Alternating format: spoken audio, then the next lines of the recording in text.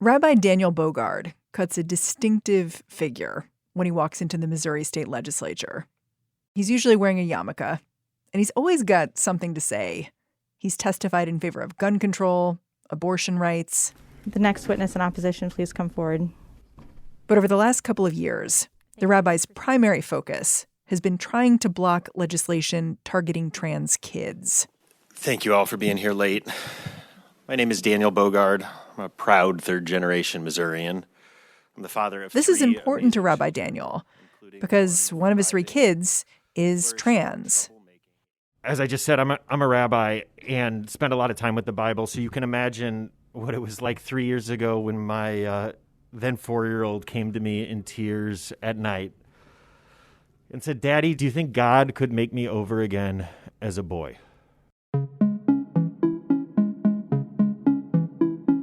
When you're testifying this much, does your testimony change? Or are you getting up and saying the same thing every time?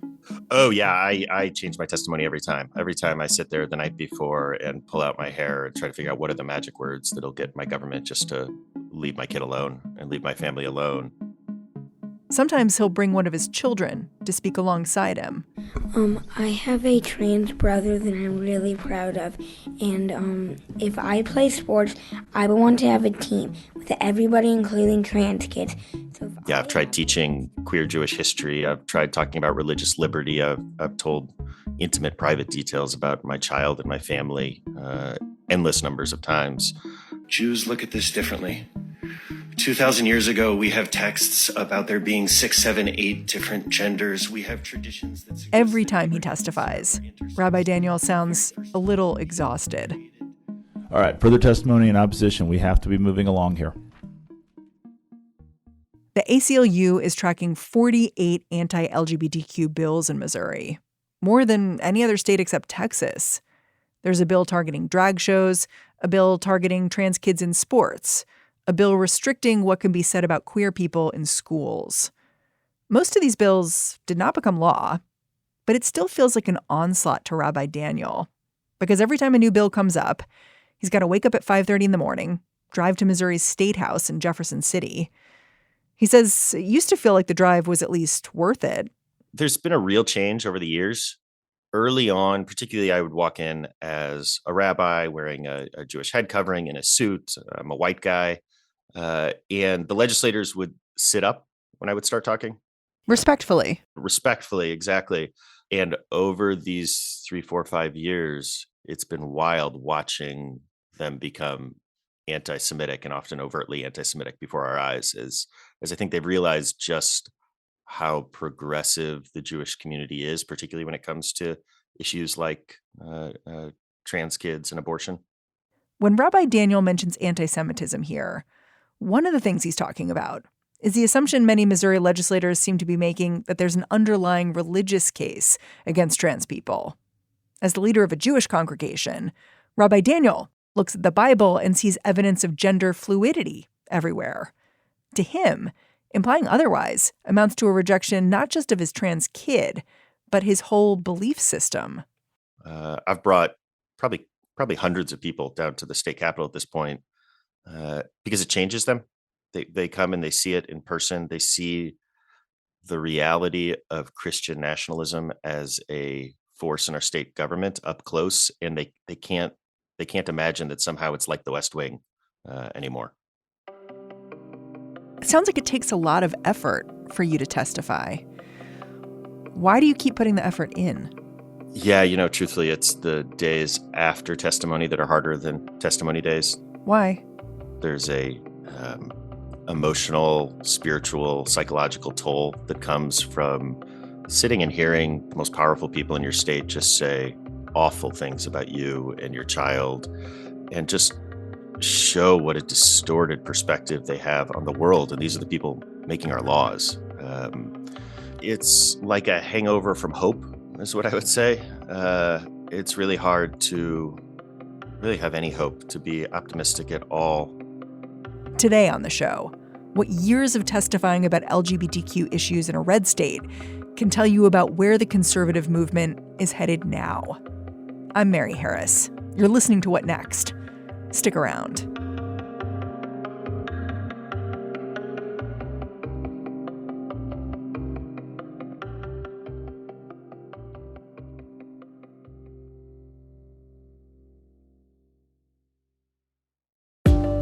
When you think about business deals, you might think about the money.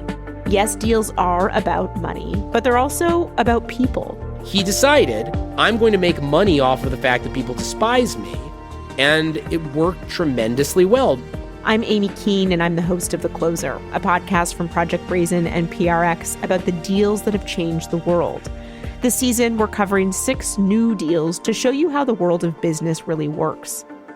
Find The Closer wherever you listen to podcasts. Today's news can feel like uncharted waters. But more often than you'd think, we're not the first generation to confront what we're dealing with today. We're just the first generation to make a podcast about it. I'm Rachel Maddow. I'm Isaac Davy Aronson. Each week, we'll bring you a story from history that helps with something in the headlines today. Rachel Maddow presents Deja News with Isaac Davy Aronson, an MSNBC podcast. Search for Deja News wherever you're listening and follow.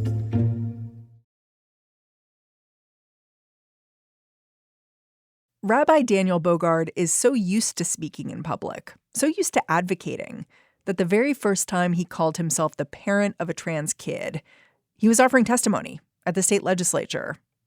This was back in 2020, when the rabbi was still figuring out how to think about his kid, the one who'd just asked to be referred to by boy words. Rabbi Daniel felt like saying aloud what was going on would lock his whole family into a future. Solidify that no, his kid was not just a tomboy, and this was not just a phase. The rabbi was in Jefferson City because he'd brought his eldest cisgender son to testify against a trans sports bill on behalf of a friend. But as he sat there, listening to the way lawmakers talked about families like his, he couldn't help himself. And I just knew I had to say something. Huh. So what were you hearing people say that got you so riled up? You know, they bring in fake doctors who say terrible things about how being trans is a mental illness. They talk about how, trans boys are boys because their mothers didn't love them enough. Trans girls are girls because their fathers didn't love them and support them enough. And, you look at my kid, and my kid isn't unstable. My kid isn't mentally ill. My kid is a really well-adjusted child, and truthfully, he always has been. Do you remember what you said? I have no memories actually of what my testimony was about that first time, other than I remember saying, my name is Daniel Bogard. I'm a rabbi at Central Reform Congregation, and I am the proud parent of a trans son.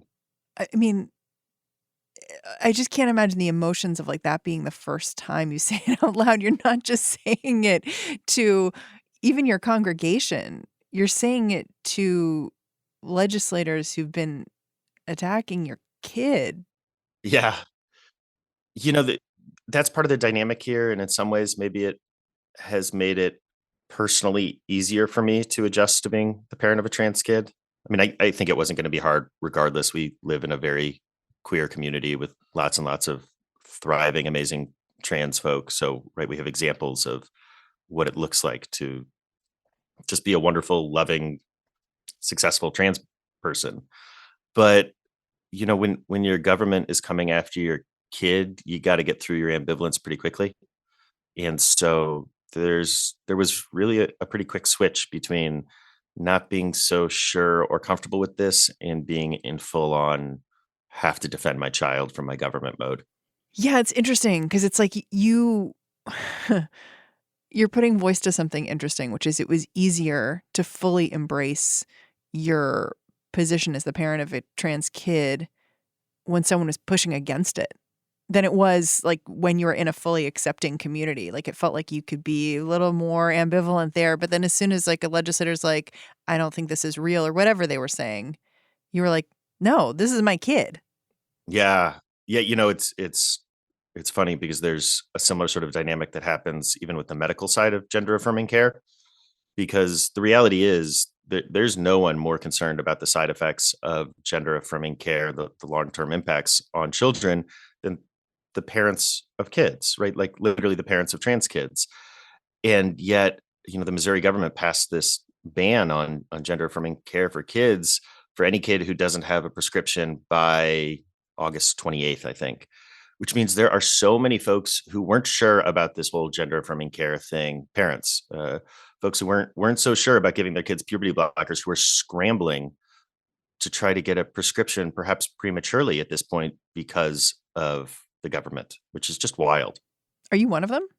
My kid's not ready for any sort of gender affirming care. In some ways, we really are scared about that because it means we can't get him started on anything, which means we can't get him grandfathered in, which means I don't know what we're going to do if that's the road he goes down.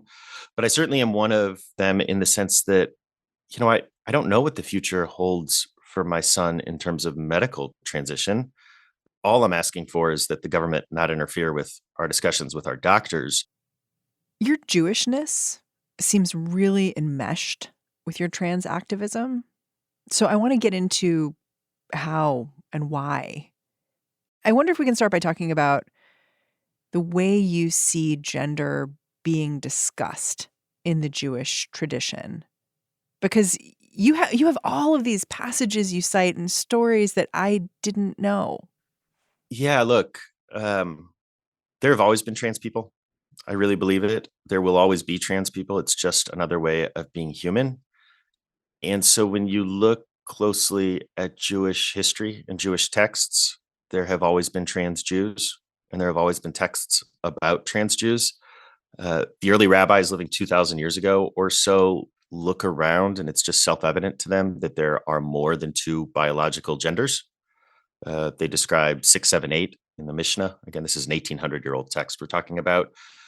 The normative Jewish understanding of the Adam and Eve story is not that Eve was a rib, but that the first human being, Adam, earth being, right? The word kind of means mud being, dirt being, was created back to back with male and female characteristics, which is to say that Jewish mythology says that the first human being was a non-binary intersex person, and that this Adam was only split in half later and turned into Adam and Eve as gendered beings.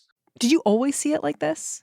Or did you go back to these texts and come to a new understanding of them once it was clear you had a trans kid?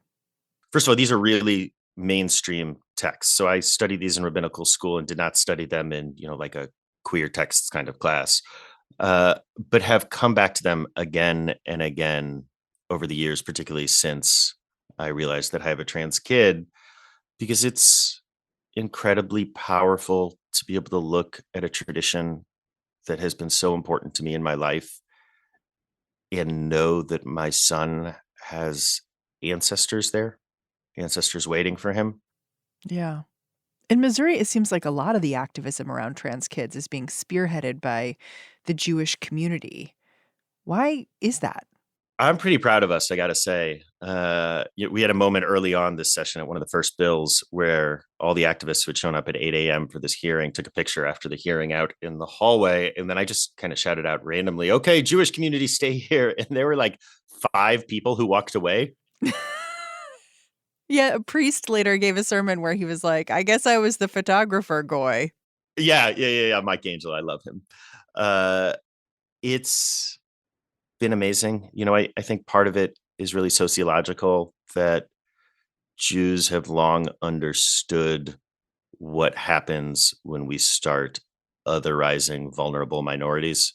We just have become historically attuned to that, I think culturally attuned. Yeah, I mean, when I saw what was happening with the Jewish community in Missouri and trans kids, I thought about that Martin Niemöller quote. Yeah. Niemöller was a Christian minister who didn't speak out about Nazism, originally embraced Nazism.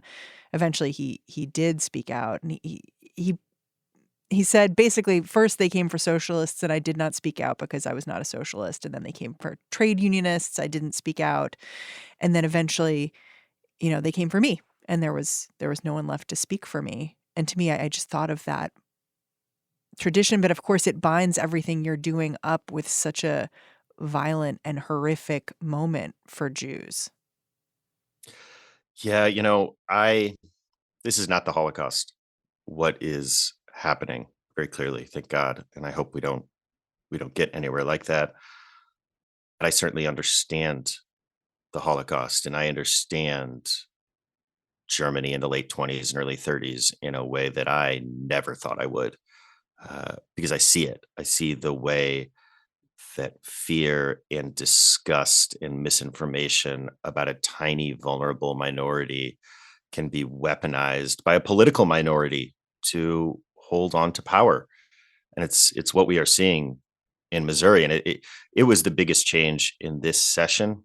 Is in years past, most mainstream Republicans, suburban St. Louis, suburban Kansas City, business-oriented Republicans, you'd go into their office behind closed doors and they would tell you they didn't like these bills. They understood that they were hurting kids. And so they would arrange behind the scenes for them not to happen, right? They wouldn't vote against these bills, but they would arrange for them not to get a hearing until it was too late to really pass them, and things like that. And this year, they stopped looking us in the eye.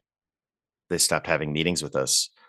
They stopped being able to admit out loud how evil these bills are because they realized how good the politics of hurting my kid is for them.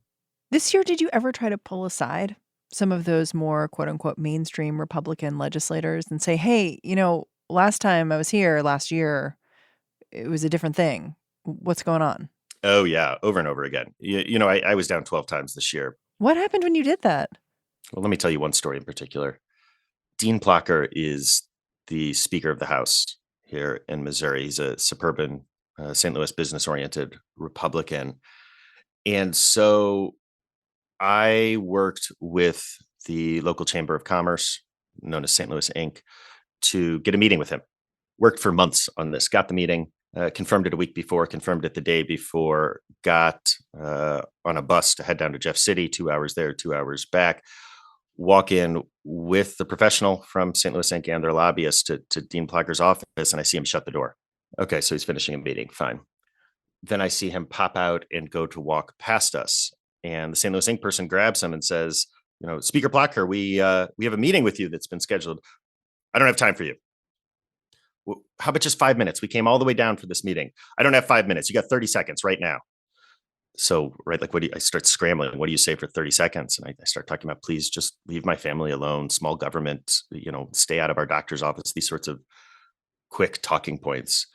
And he refuses to look me in the eye, turns to the St. Louis Inc. lobbyist and says, we're going to pass the Mike Moon bill as it is. That's the bill that passed, and begins to walk away. And he starts talking, the lobbyist starts saying, Speaker, we're going to lose $40 million a year if this bill passes in revenue. And the Speaker turns to him and says, well, I guess y'all are going to have to find that money somewhere else, and walked away. And these people were stunned.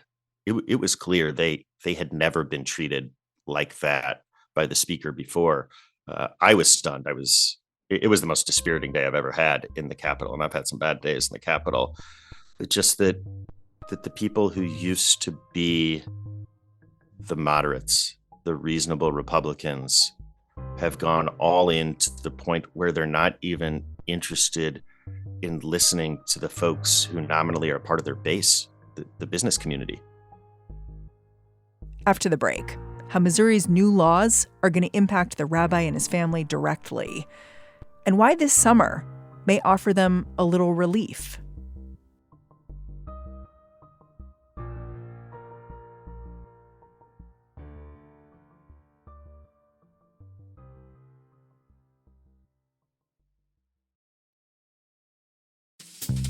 I'm Dahlia Lithwick, and this is Mark Joseph Stern. And we are in the privileged and perturbing position of being Slate's unsleeping Supreme Court watchers. The highest court in the land is delivering decisions that reach into every aspect of American life this June, and we're here to figure out what it all means and to share that with you. Slate's Amicus podcast, hosted by me, is coming to you weekly, every Saturday, with what we're calling Opinion Palooza.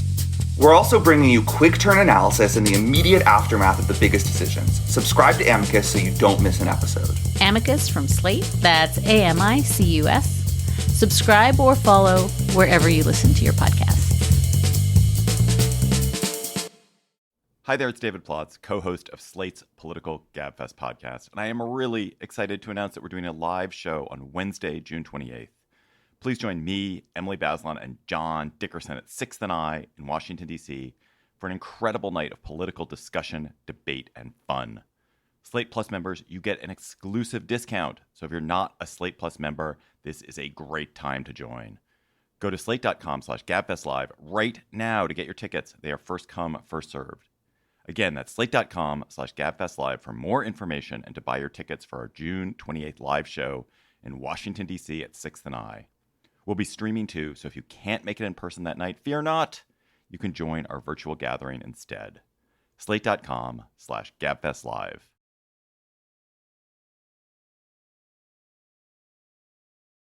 While many of the anti-LGBTQ bills that were under consideration in Missouri this year didn't pass, there are two that did. And both of them are going to directly impact Rabbi Daniel and his family. One is a trans sports ban.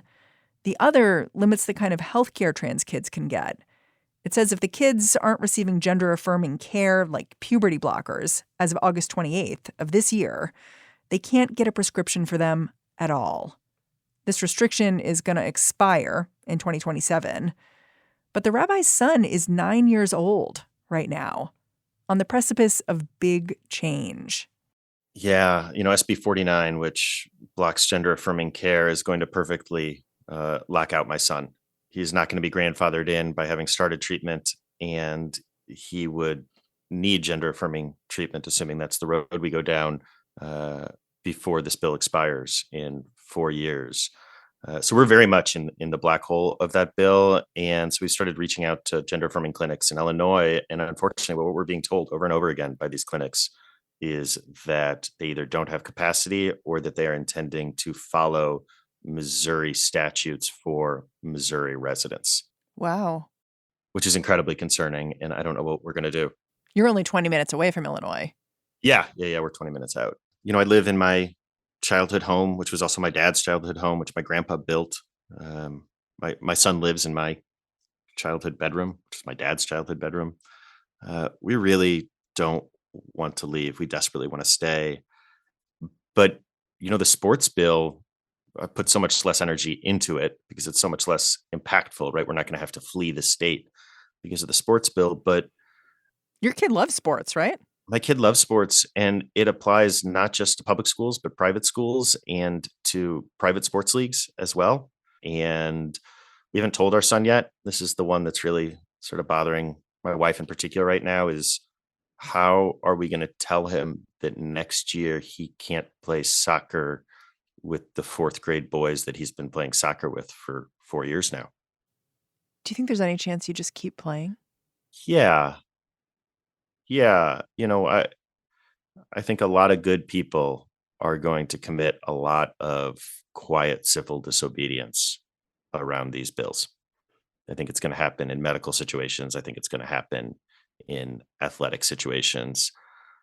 Because the reality is, I have a lot of faith in Missourians.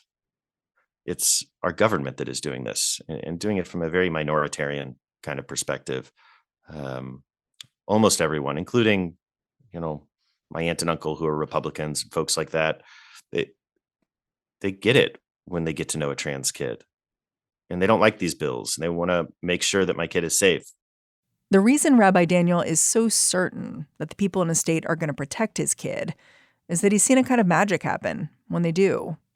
Last year, after another disappointing round of testifying in Jefferson City, the rabbi was sitting with a friend in the hallway of the Capitol, comforting a bunch of trans kids. The kids were crying after being questioned by state legislators. Rabbi Daniel was thinking to himself, these kids need a place they can go. And the friend he was with, Shira Berkowitz, is someone he went to summer camp with. And Shira and I turned to each other and said, we need a camp for these kids. We need to take them somewhere that's just an oasis away from this.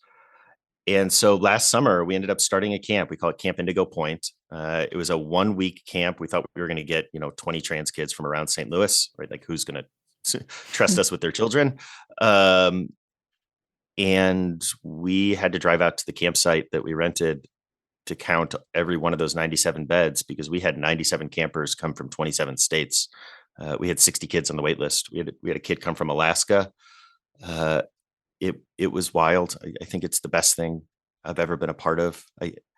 I genuinely believe that there will be adults who will be alive because they had this 1 week of camp. I assume your son goes. My son goes. Yes. Yes. In fact, our minimum age last year was determined by how old my son was last year. My role at camp, because I am not queer myself, is I go around and take pictures and cry. That's sort of my role. But I don't know if this will have as much resonance to others, but the most magic place is swim dock. Why? A huge number of trans folk, when you talk to them, will tell you that swimming is what they missed the most from before they transitioned. Because being in a bathing suit outs you And can feel uncomfortable and brings forth discomfort with your own body and stares and public ridicule or fear of public ridicule, and right, all of these things that go along with being in a bathing suit in a public place. And so we had about a third of the kids come with letters saying that they weren't going to swim because of sort of broad body dysmorphia issues. Oh, wow. They all swam. Everyone swam because they went down to swim dock and they looked around, and not only were there no eyes to judge them, but everywhere they looked, they saw people with bodies like their own. And it was magical to watch kids stop being uncomfortable within themselves. You must need this year. Oh my God, I'm so excited. Yeah. I don't go to camp. I will go for a day here and there, and I'm the president of the board or the co-president of the board. But I am not queer. And it's been really important that this be a place where everyone who is public in any way be like these kids. Rabbi Daniel, I'm really grateful for your time and for your activism. Thanks for doing the work. Oh, grateful to you all. And I'm such a fan of the podcast. Really, I'm a regular listener. Daniel Bogard is a dad and a rabbi for Central Reform Congregation in St. Louis, Missouri. And that's our show. If you're a fan of what we're doing here at What Next, the best way to support our work is to join Slate Plus. Go on over to slate.com/whatnextplus to sign up. What Next is produced by Elena Schwartz, Anna Phillips, Paige Osborne, Rob Gunther, and Madeline Ducharme. We are led by Alicia Montgomery with a little help from Susan Matthews. Ben Richmond is the Senior Director of Podcast Operations here at Slate. And I'm Mary Harris. You can go track me down on Twitter. I'm at Mary's Desk. I'm handing things off to the What Next TBD crew for now. I hope you have a long weekend in store for you. I'm going to be back in this feed on Tuesday.